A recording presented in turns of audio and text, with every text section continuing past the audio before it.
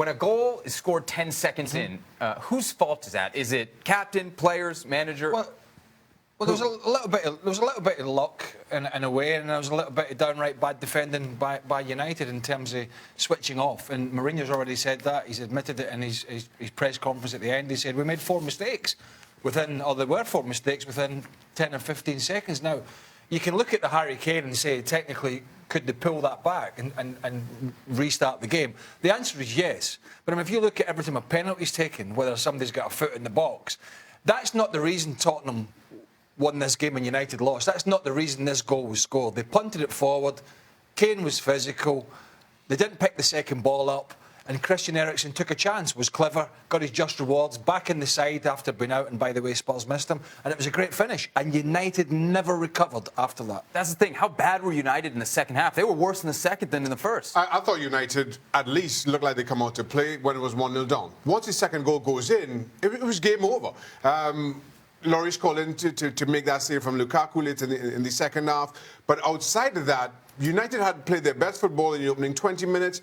But once that second goes in, concerningly, they just seem to raise a white flag. And that is totally unlike any Jose Mourinho side. I think it's also like you're 2-0 down away from home. It's difficult to play at 2-0 down. On top of that, Pogba coming off, less than an hour into the game. And then at that point... But he wasn't injured, Gab. But he was obviously not having a good day. No.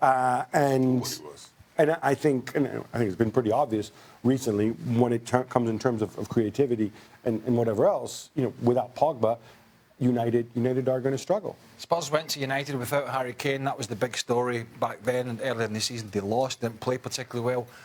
There's been some big news for United. Mourinho signs the new contract. Sanchez comes in. Everything's great. This was one of their worst performances for a while, in my opinion. This season, anyway. Spurs were by far quicker, sharper. The tempo of the passing was better, and I thought the best player in the park was Christian Eriksen, who didn't play at Southampton in the last game when they were poor, who didn't play in the FA Cup. But he showed just how important he is to Tottenham, picking those little passes in those areas he picks up in the field. It's so disappointing to see United perform this way. For 2 days, we've been almost yelling at the SPI because they gave United, 23 or 24% chance. And then they show up with this type of performance. The SPI got lucky. Well, because United, they can't predict United were going to be that bad. Maybe so. But 10 seconds in, a long ball is launched forward. Anybody, you're asking, and you have to wonder, are Man United maybe not expecting Spurs just to launch a ball forward? But the way that Kane beats Jones in the air so easily, so early on in the game, raises a red flag for me straight away. And then United just never seem to recover.